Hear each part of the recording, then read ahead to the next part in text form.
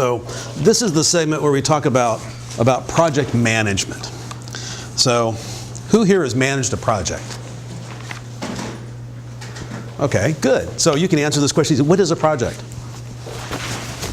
It's an engagement. An engagement with a client. Okay, so that's a kind of a tautology. But anyway, somebody else? I like engagement. What else would you describe a project? It has an end result. Okay. Yeah. Multiple steps along the way. Yeah, an engagement always has like what I'm trying to get to. How else would you describe a project? Finite resources. Finite resources. Okay. It's time-based. Time-based. Yeah. Time plays a big deal and it's a big part of projects, and it's different than regular work that you do. Okay. I'm going to propose a definition of a project, and you guys think about what, if you like this. It's a problem that's scheduled for solution. It's a problem that is scheduled for solution.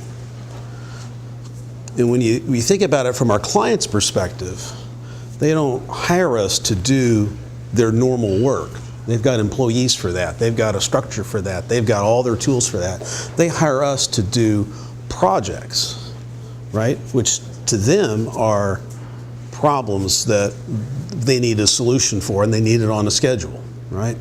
So that's what we're going to talk about for the next hour, okay? So everybody got your hand out, big and bold? If you've ever read the books by Tufte on visual presentation, I encourage you we've got several copies floating around the office, pick those up. But he says, placemats are better than slide presentations, so I'm doing a placemat today. So we're just kind of going to start in the middle here, then we're going to go up and around and kind of wander around it, and there's more stuff on the back, we'll get to that. So I just want you to think about this as a resource, right? So a project. All right, so let's look in that upper left-hand corner then. So we've got all kinds of terminology. So what's the difference between a task and a project? I'm going to get the door. You got it? What's the difference between a task and a project? Task is an actionable step. Yeah. Towards completing the project. Yeah, when you guys have built project plans in the past, you've identified tasks. So what do you need to identify a task?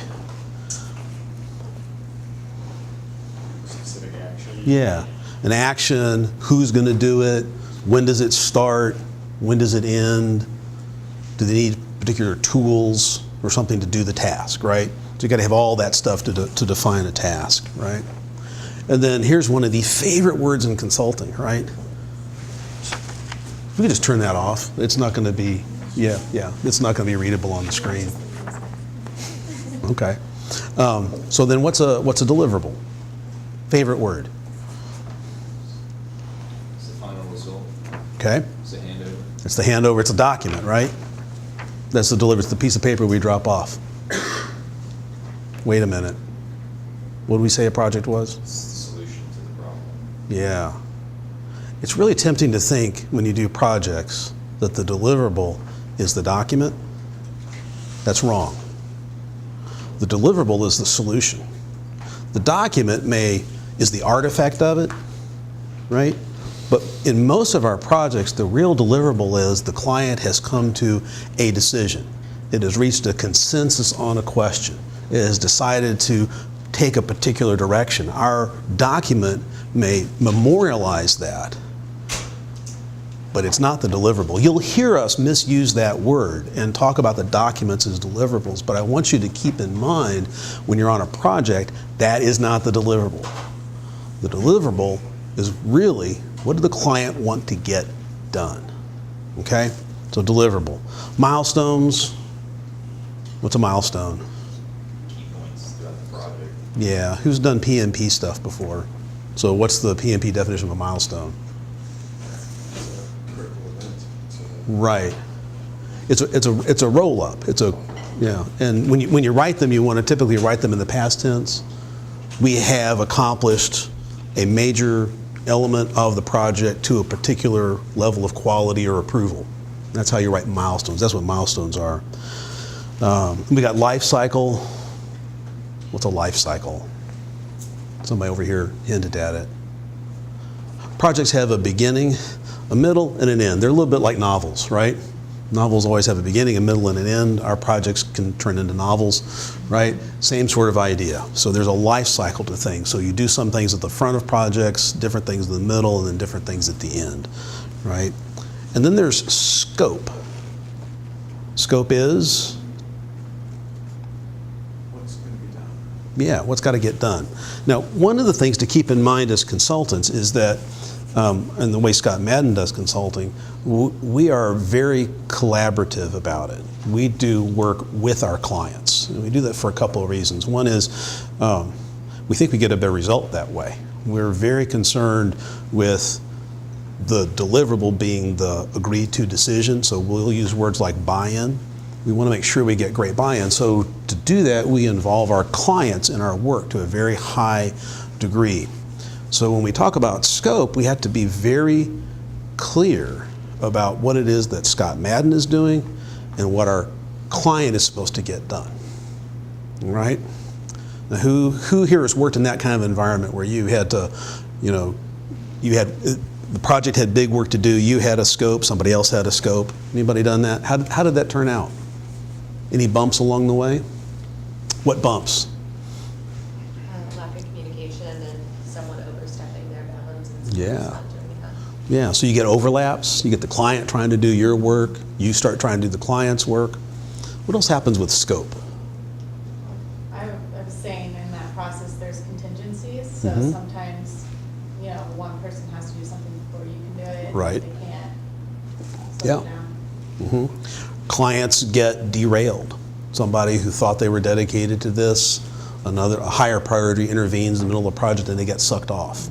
So scope in our world is not static, it moves around. But we've got to be very conscious of always knowing and communicating what it is that we're getting done, what our clients are going to get done, how that all fits together to create the deliverable, all right?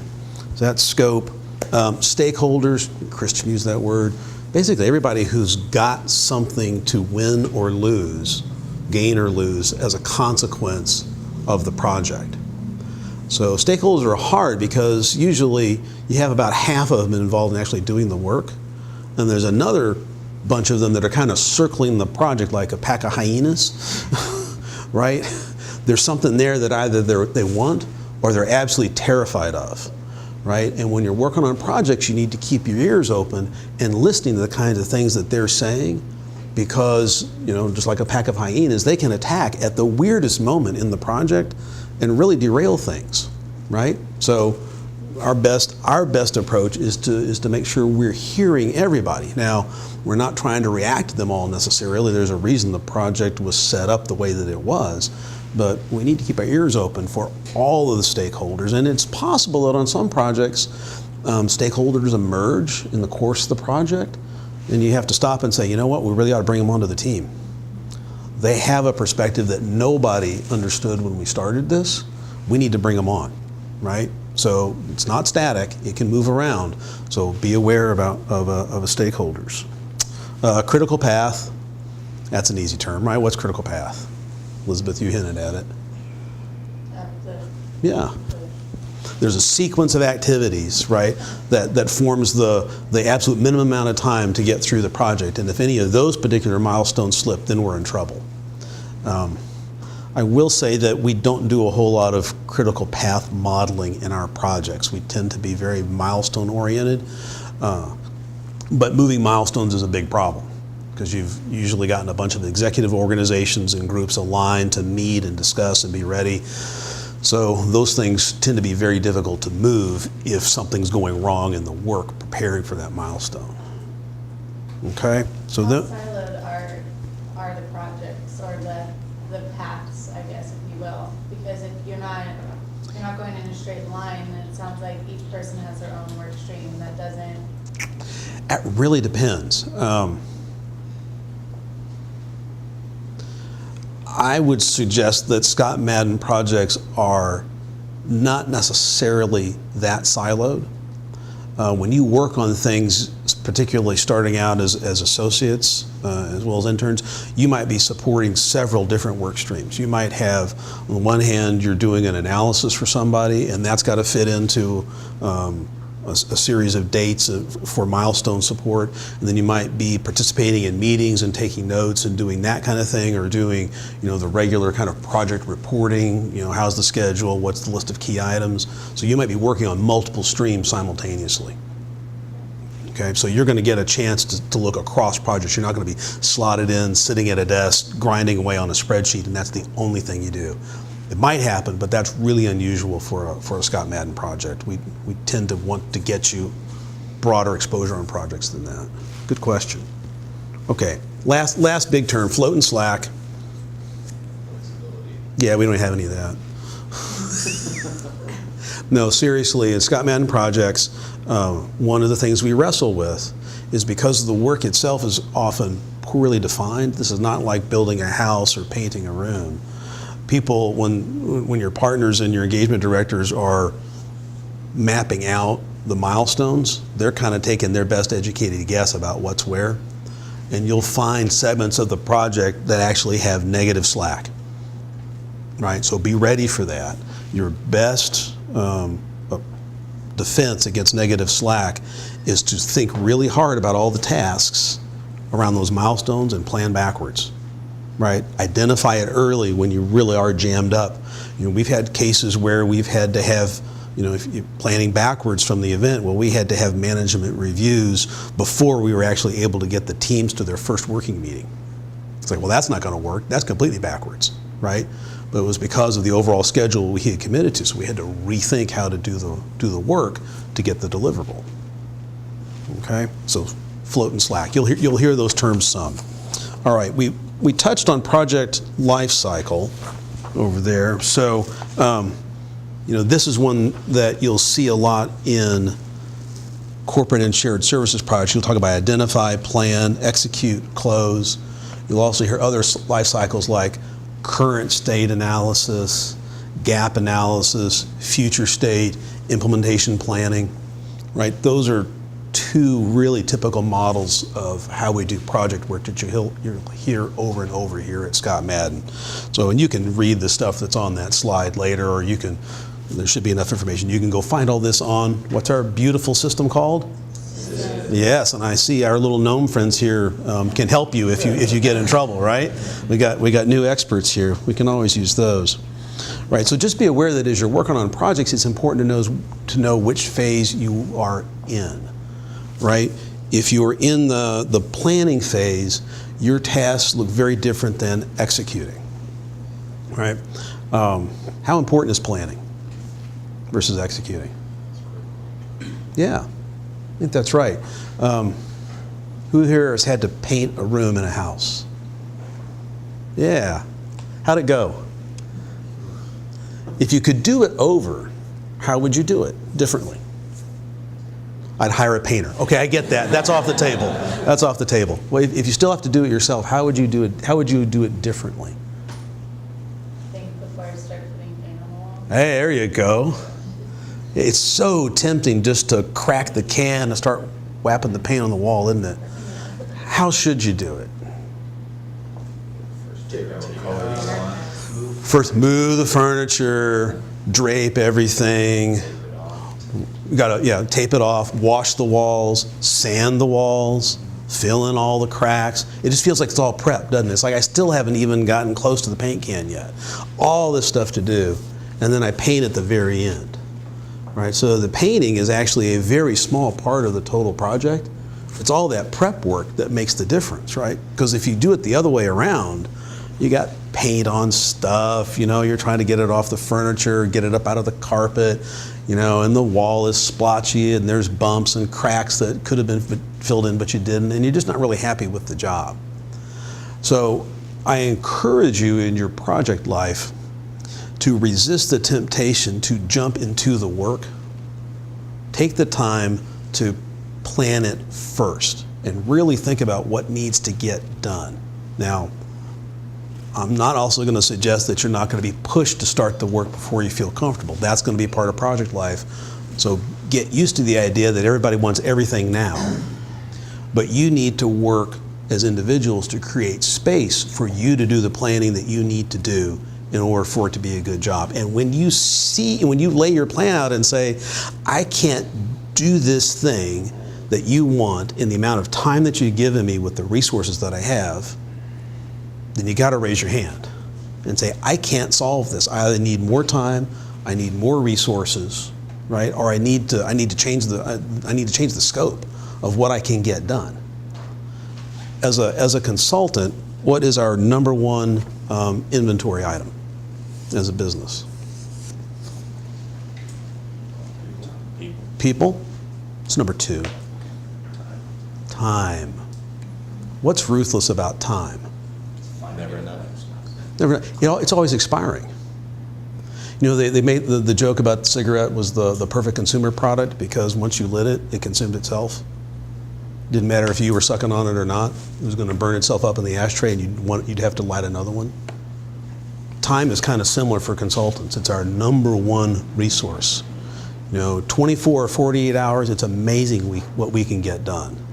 You get inside that window, things get really ugly if suddenly we start missing dates and so forth, or we show up with incomplete work or work that's not at the quality level that's expected. So time, it's both your best friend and your worst enemy. So manage it very carefully, right? Don't lose track. All right, that was project life cycle, project management, and PMO. What's a PMO? Office that retains how the organization conducts its project management. Exactly. So we have a lot of clients who do a lot of projects, and they do them all differently every single time because they rely on the one project manager to do it. So they design everything. And then that project's over and they throw it all away or lose it, or they have another project with a different manager who wants to do it completely differently. And so then you reorganize all around that. So we have clients who have established PMOs because they want to have standard tools, standard processes, standard reports, right? It makes a lot of sense. Let's create this as a competency. So sometimes when we get involved with clients, we'll need to integrate into their PMO way of doing things. They'll have all this stuff ready for us. In other cases, on longer term projects, particularly some of the larger corporate and shared services projects, or even some of the bigger energy projects, we will be the PMO, right? So we'll have a number of projects and be responsible for the consistency of the approach and the staffing and the reporting and all the things that you would expect out of a project management office, because the client actually hires us to do that for them, because they realize they don't have the resources. All right, so there's project life with a project manager. That's different than PMO. And when you start to do work at a client, it's important to make sure you understand which one you're in. Because if you're in if you're there to do PMO work, what do you say to things like scope creep and so forth? Is that different than if you're on a project? Didn't say that well. If you're on a PMO, what's your scope? The process itself, as opposed to a project where you're doing the work.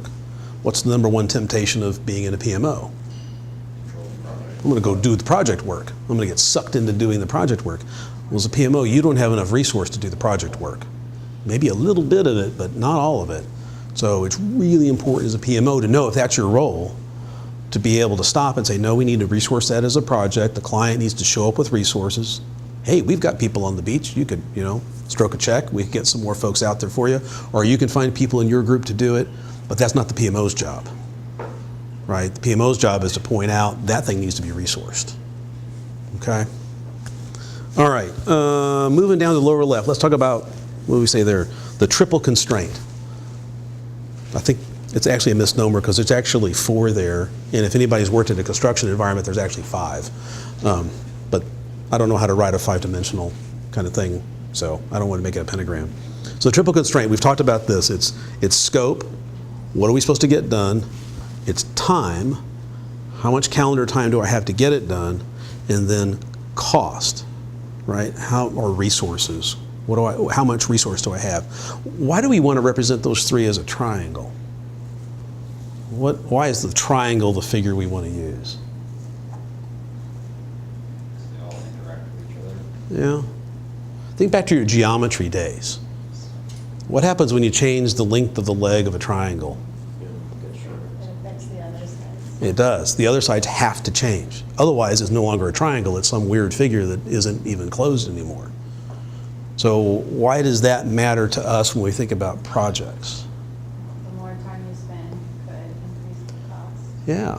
So suddenly that scope thing gets longer. Well, what does that mean in terms of my time or cost? Could. So I could keep the cost the same, but it's going to take me a lot longer, right? Somehow those other legs have to react to the fact the scope has changed, right? Or the schedule is shortened, right? Now what has to happen? Well, I either got to dump some scope or put more resource on it. Something's got to change in that triangle to keep all the legs connected. So when you're working on a project, it's important to always ask the question, right? Have I got the triangle? Does the triangle make sense to me, right? And if you're in trouble, right, you're thinking, I can't get these legs to connect. I can't get the scope, the time, and the cost to work for me. I'm going to have a problem with that milestone. What do you do? Raise your hand. Yes, you raise your hand. Because if you sit there silent, what are you spending? Time. Time is slipping away. That calendar is just, every day it's just clicking and clicking and clicking.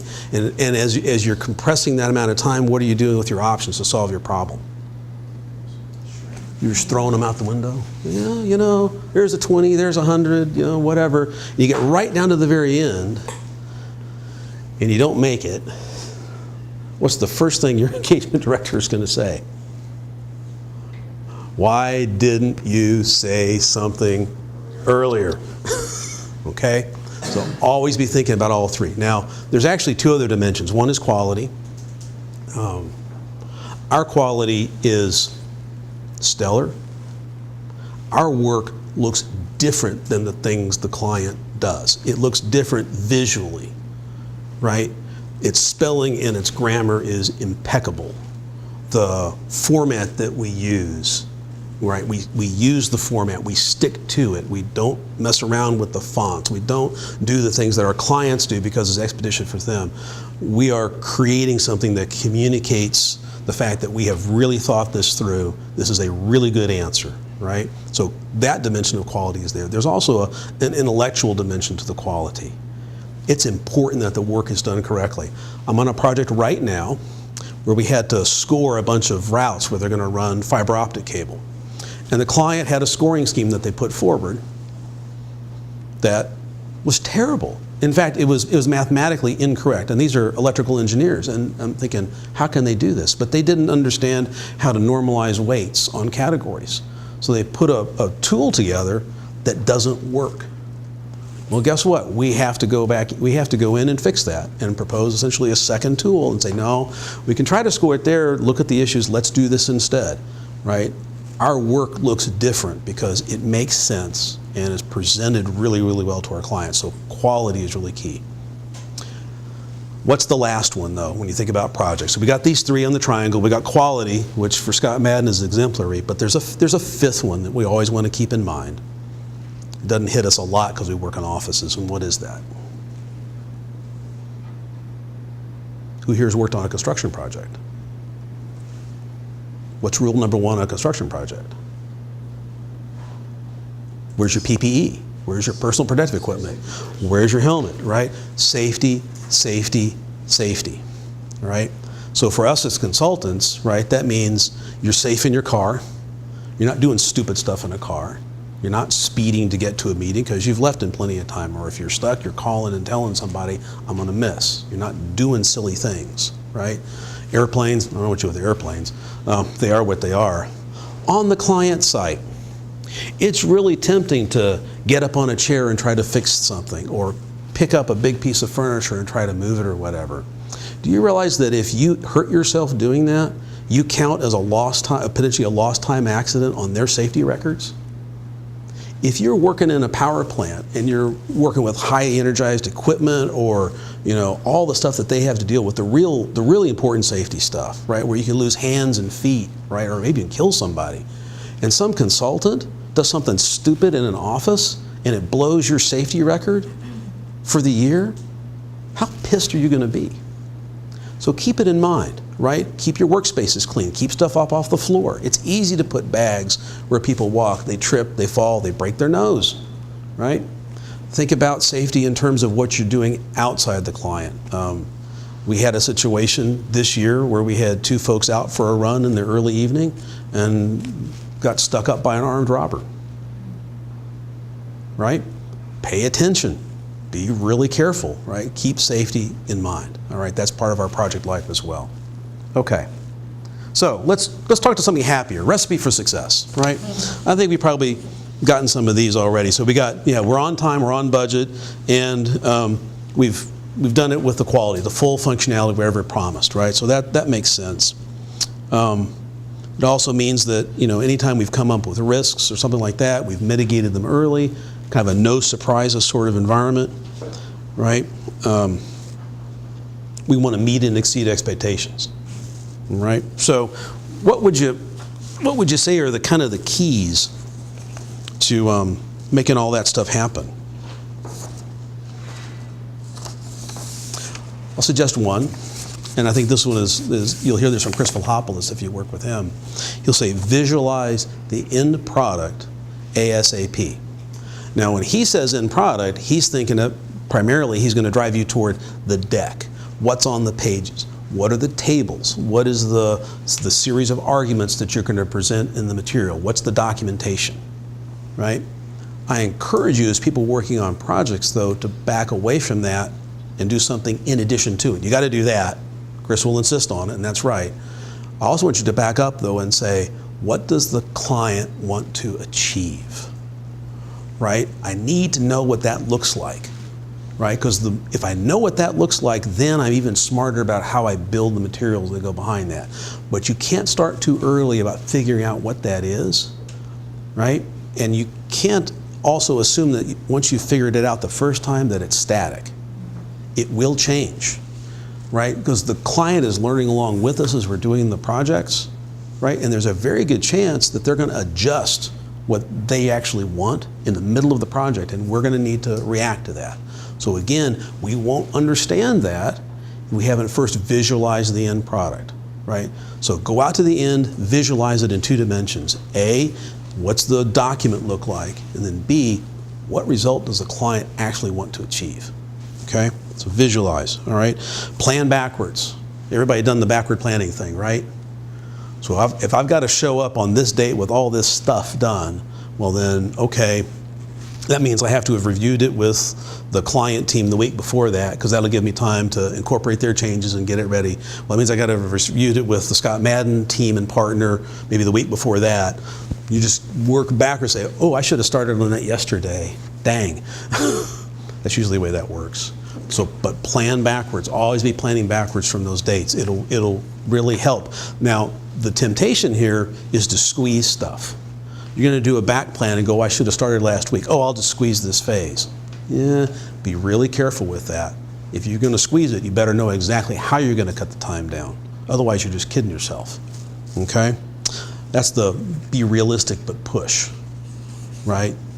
Expect to work long hours to get this stuff done, but let's also be realistic. And you know what? There's a lot of places where you can't get the client to cycle something in a week. Like, forget it. They're not going to do it. All right? So don't write a plan that presumes that they're going to do it. That won't work. We got to do something else, right? And if we're in the middle of something and we've planned it incorrectly and we've now come across this, what's the worst thing to do? Yeah, exactly. Not raise your hand. Say, I think we got a problem with this review cycle. Right? Raise your hand. Time is our friend. It's our one inventoriable asset. All right? Be careful when you're thinking about plans with things like schedules. So it's really nice to know what's the school schedule for the client where you're working. When is school's going to be out? Right? When's a vacation week? Right? Because you're going to have clients disappear, as they should. Right? They've got other commitments. They're not just here to work. Holidays, vacations, take all that stuff into account. Allow time for soak time.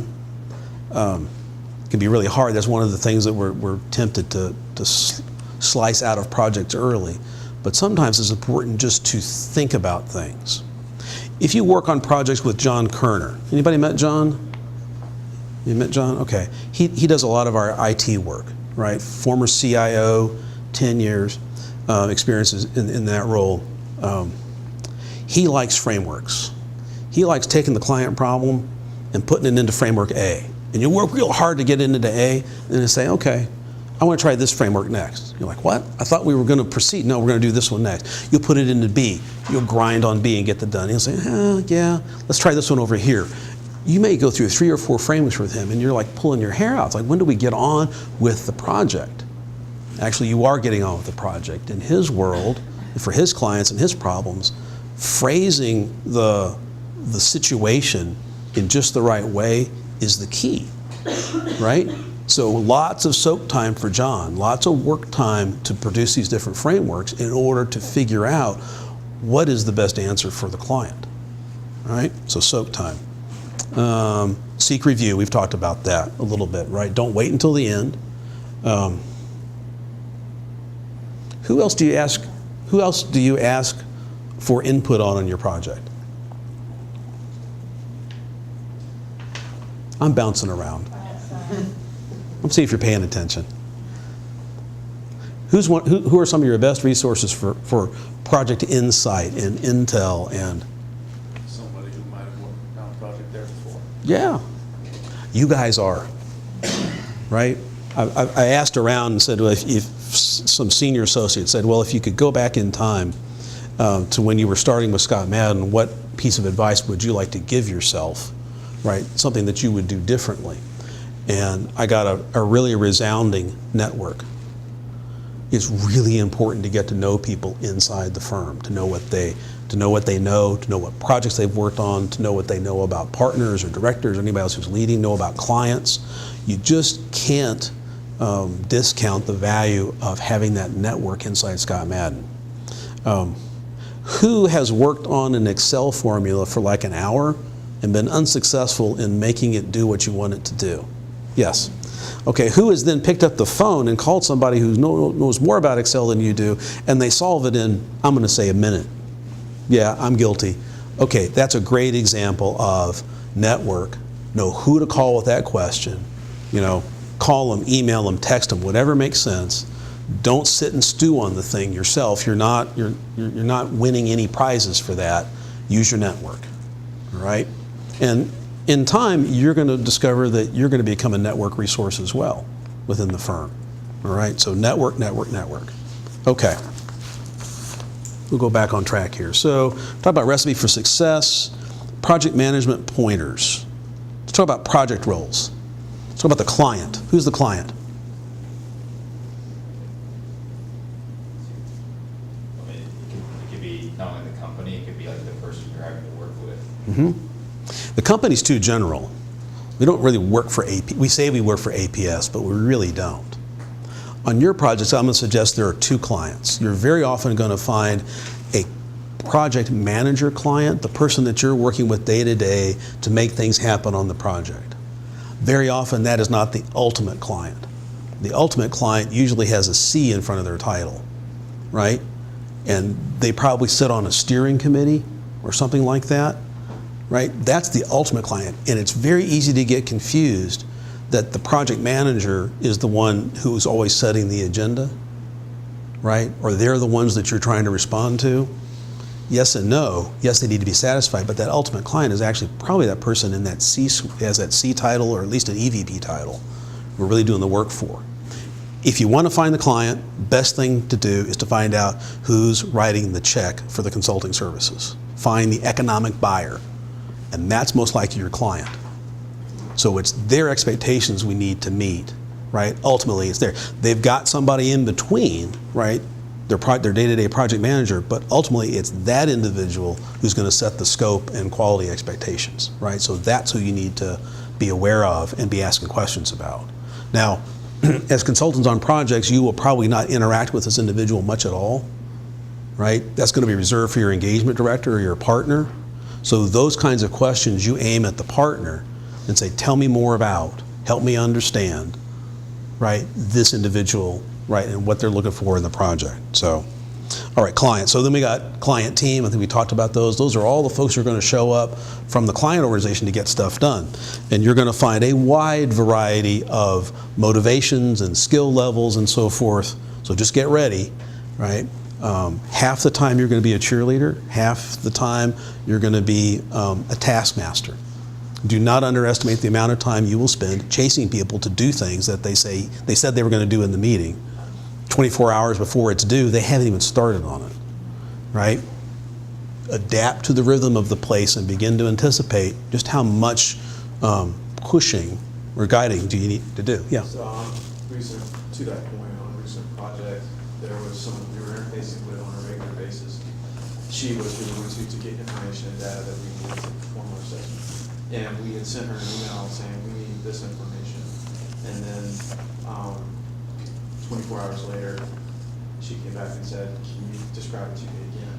We told her, described it, answered any follow-up questions. Mhm. Said, okay. And then 24 hours later, she came back to us and said, can you write an email and send it to me so I can send it out to our folks so that we can get this information Yeah. for you. So at that point, we lost 2 days Right. getting information that probably could have taken 5 or 10 minutes. So, very true. Yeah. Do not make the mistake of believing that your clients are as motivated to do this work as you are. Now, in some cases, it's because they're truly just not motivated to do it, and that's okay. More typically, what it's easy for us to forget in project land, right, is that while we have one thing to do, we have this project, we have one focus, this is it. They have dozens, right? We see one little sliver of their work life. We have no idea or no visibility into the majority of it. So we have to be very attuned to listening to the pressures that they're under as well, right? And their competing priorities, right? And make sure that that's integrated into our thinking about how to get this work done. So I encourage you to be sensitive to the fact that the people that we work with are not motivated like us, right? They have lots of competing priorities. So factor that into your planning, okay? All right, so now we talk about Scott Madden role. So those are clients. So we've got an engagement director. Typically, who's going to be the engagement director? Partner, that's right, partner. So partners are in charge of or responsible or accountable for the client relationship, the overall quality and conduct of the consulting work, quality and client satisfaction, the buck stops with them, right? Contract management, if there's any discussions about scope extensions and money and so forth, the partner is in charge of that. Invoice approval, their name goes on the invoice. They are legally liable for the truthfulness of that invoice, right? And then all billing decisions belong to the engagement director. Now, when I started with Scott Madden the first time 20 years ago, partners typically had one project at a time, sometimes 2, which meant they were on site all the time, right? That is no longer the case. You will be on projects. Frequently, the partner is only there 1 day a week, 1 day every other week, right? So knowing that their time is limited physically on site and on the project, what do you need to do when they're on the project? What do you need to be ready for? As much information you can from them. Right. You need to be really well prepared to use their time efficiently, right? And they're going to be so busy, they're not going to be able to plan it well themselves. So it's important to know what their schedule is when they're going to be here, know what decisions they need to make, anticipate what information they're going to need to make those decisions, have all that stuff ready for them, right?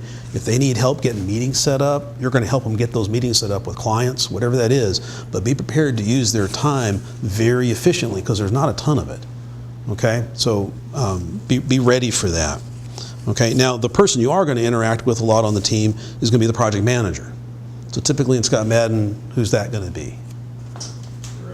Yeah, directors or managers, people like me, right? So we have a big role to play in terms of the consulting.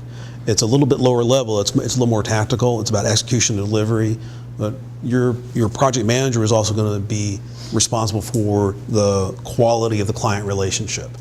If something starts to go wrong, the partner is going to look at the project manager and say, what's happening, right? So it's important that, of course, we're getting our work done on time and scope and everything else. It's also important that if you're hearing things from your client that leads you to believe that something's going wrong with the project, somebody's not happy, right? It could be one of those stakeholder hyenas circling outside. Get that information in the hands of the project manager, right? They may not do anything immediately, but they need to be aware of that kind of stuff because they're accountable for those things, right? They're going to be responsible for the organization and planning of the project, right? So when you actually get down to putting the project schedule together and who's working on which tasks when and so forth, that's going to be something they're going to do. They're going to manage the budget, right? The consulting budget to get the work done, schedule management, T&Es, sometimes they'll approve them, right? Those are the kinds of things that they do on the team. All right. So the final point on that slide on the lower right-hand corner is you got to know who's in what role. So you got to know who the client project manager is versus the actual client. You got to know on the Scott Madden team, well, who's the engagement director and who's my project manager, and it's completely legit to ask all those questions. Okay.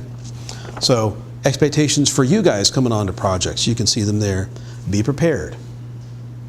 If you show up and say APS who, right, that's probably not a good start. So there's lots of resources to learn basics about our clients, right? Scott Madden team background. All the consultant resumes are available on SID, right? You can go research who's on, once you know who's on your team, you can go find out something about them. Heck, you can even send them an email and say, I understand I'm joining your team. I'm really excited. Could I find 10 minutes to talk to you about what we're going to be doing, right? Project background. Gee, this is a human resources call center implementation. We've probably done a couple of those in the past. Maybe I should read up on it, right? Find what resources are available. Maybe I should start looking for project plans for those things so I kind of understand what the beginning, middle, and end of these things look like, right? And then so I can figure out which stage are we in, right? Be on time.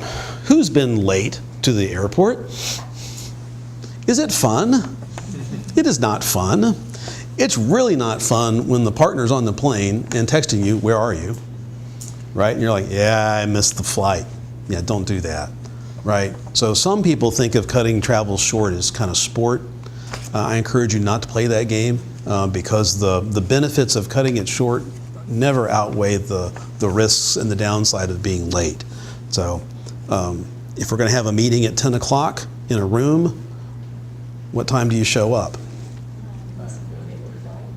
Yeah, 9:45 is pretty good because what do you want to do? Yeah, I'd like to set it up, yeah. Particularly with all the AV gear that we've got these days, right? I've been in meetings where the clients don't even know how to work the phones, okay? So never assume that the room is set up correctly, that there's a telephone in there to have a conference call, that you can connect to the overhead projector.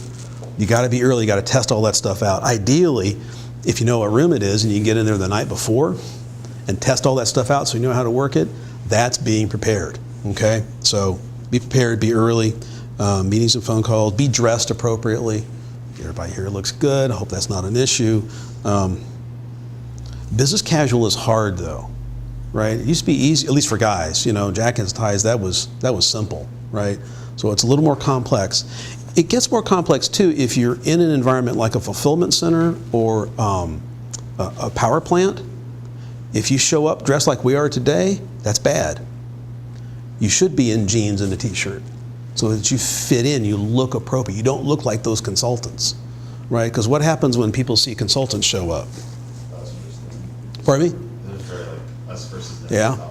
Yeah, there's often very much a flavor of they're here to cut people.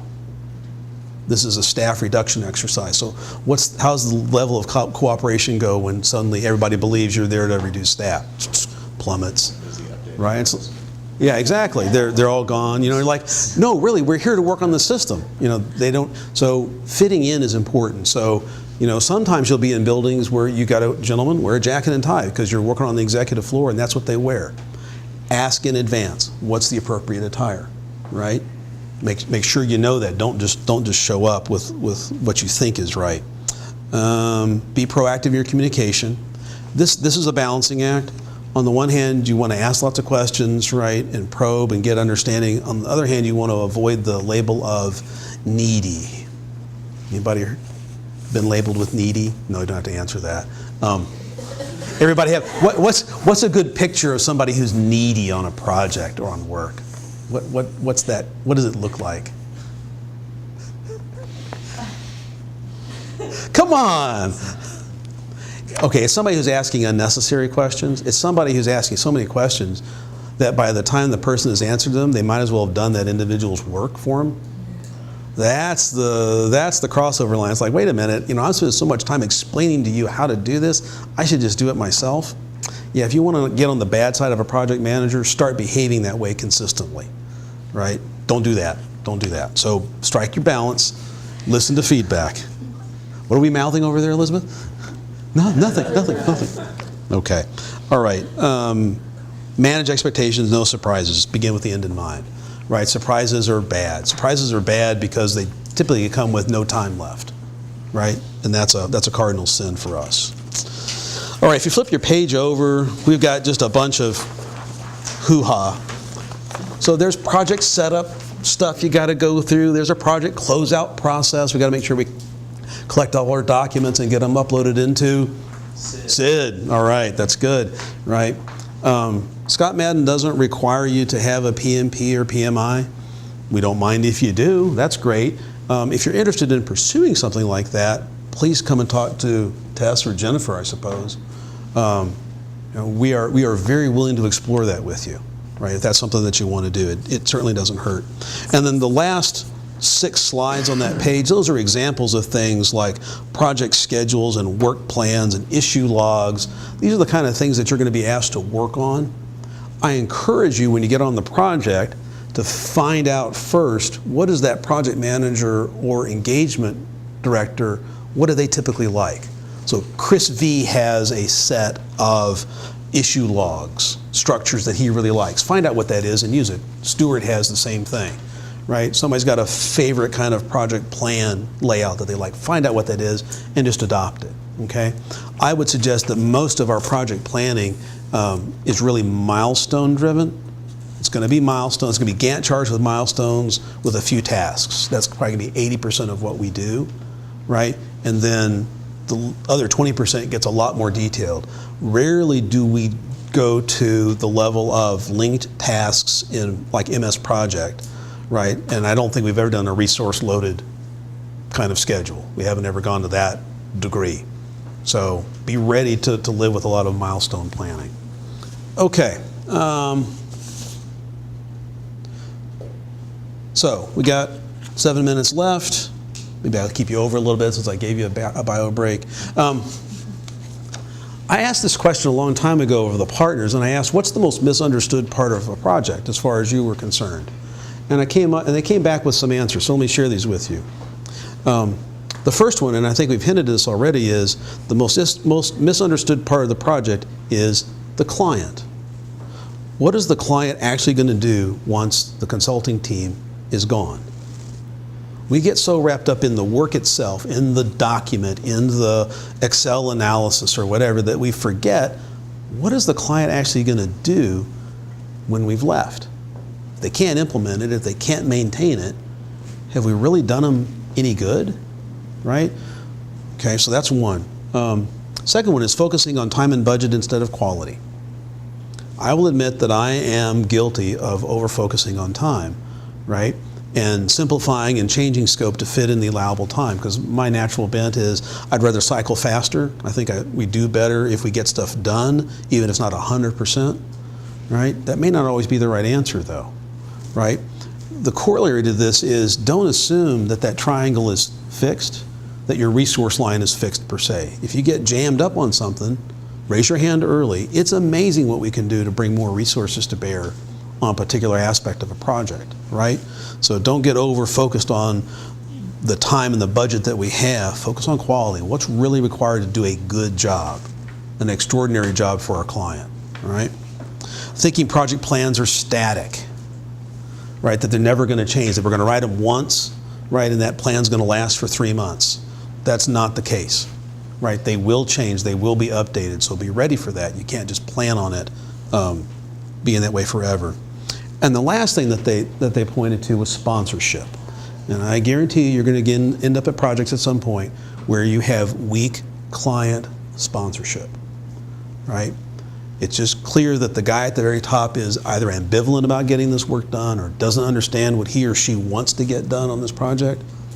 So what you got to do is you got to go back up your Scott Madden chain. You got to make sure your project manager understands that this is going on and what you're perceiving is this lack of engagement, and that gets transmitted to your engagement director, because that's going to be their job to solve.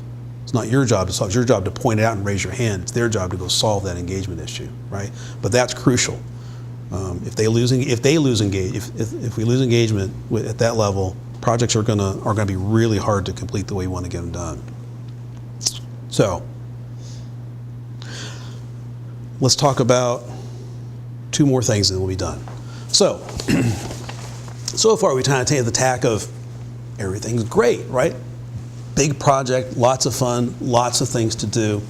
But what happens when it goes wrong? What do you do? You're like, uh-oh. Like wrong and regard to like something that we screwed up or something like just something happened? Something happened. It's very clear I'm about to miss a milestone. I'm not going to deliver. Quality's not going to be there. My client left the meeting really, really angry. Communication. Be honest. Yeah, there's actually one step to do in front of that. I encourage you to do this. Get your facts. What exactly is going on? It'll probably require you going back and looking at scope, right? It'll require you looking at some meeting notes quickly, right? Something has happened to have that kind of a change in a client expectation or the project. So let's get our baseline facts assembled first. Let's get all those and write them down. Don't presume that you can recall them, right, from memory. Write them down, right? The second thing is, and you all know this because you've worked in the real world, you got to analyze the problem and figure out what you think has gone wrong. And then what's the second thing you add to that? What can we do? Yeah. I was just going to say, come up with options. Yes, exactly. Come up with options. Don't ever present a problem with no options, right? That's also known as being needy. Don't do that, right? Now, doesn't mean that your options that those are the only ones, right? It may be the ones that are selected, but come with options. Get your options together, right? And then you got to communicate up, right? Go to your project manager, right? It's their job to absorb it and decide what to do with it. Don't jump and, oh, look, the partner's here today. I'm going to take this issue straight to the partner. Please don't do that.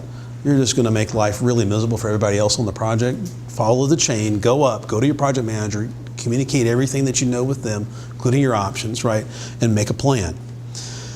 If it's really, really bad, like the client saying things like, I'm not sure I'm going to pay that invoice. This is absolutely not what we thought we were getting. I'm going to have a big conversation with the CFO or whatever.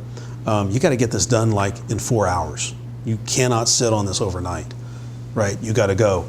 If it's 7 o'clock at night and you finally got your facts together, or 9 o'clock at night, you communicate. Get it out there, right? All right. And the last thing is, with your project manager, work out a plan. Decide what you're going to do and who's going to do what, and then stick to it. Okay. Typically, these things happen in the middle of projects. They don't happen at the front because nobody's taking it seriously. They don't happen at the end because we've worked everything out. It's in that middle phase where somebody in the client organization goes, hey, they're really going to do something. I'm not sure I like this, right? And crisis happens. So get ready. So when it goes wrong, right, get your facts, analyze, create options, take them up the chain. Okay, get an answer, make sure everybody knows. As Andy Flores likes to say, bad news never improves with age.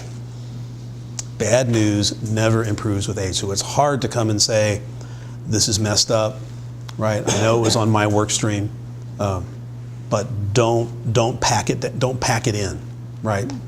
Get that up on the table as quick as you can, okay? All right. So last couple of minutes, let's talk about success. Projects, what does success look like? Number one factor of success for a Scott Madden project is the client is thrilled or happy with the work.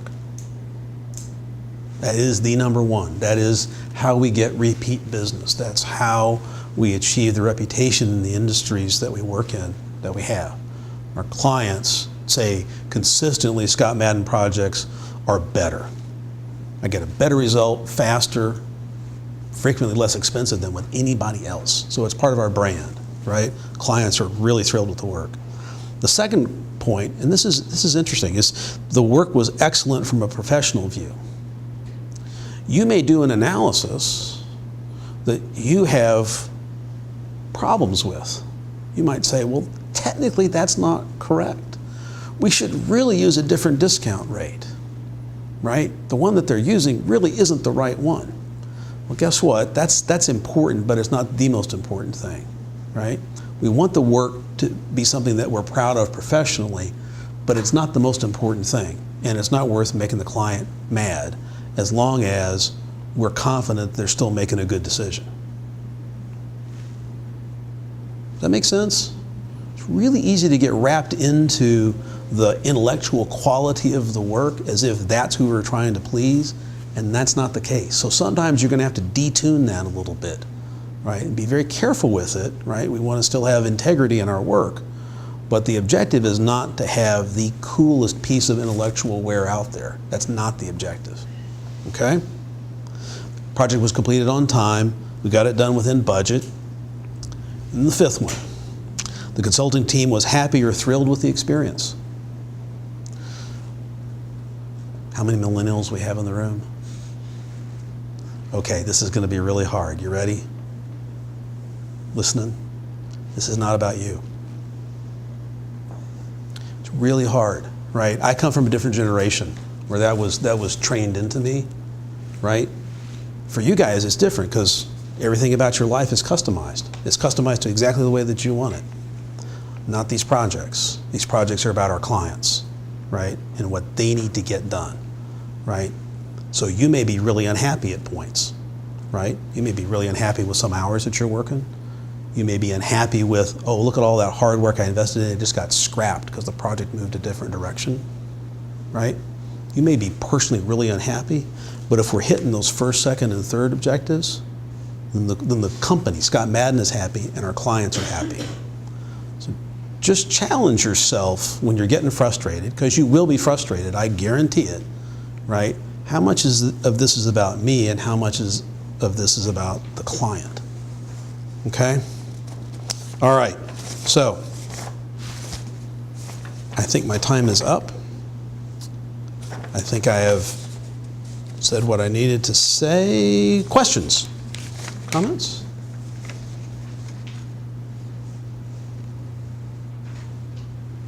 No, come on. You guys are talkative. I had a question for you, that's all. I hope not. Okay, so one of the first things you're going to start doing after all this training is done is you're going to start asking around the office who is really good at project management, right? And start finding out who those individuals are and start getting a relationship with them. Start networking with those folks to learn what they do and how they do it. Okay, that's your number one go-do out of this. All right, and with that, we're finished, and I think we're on break time, right? All right, thank you.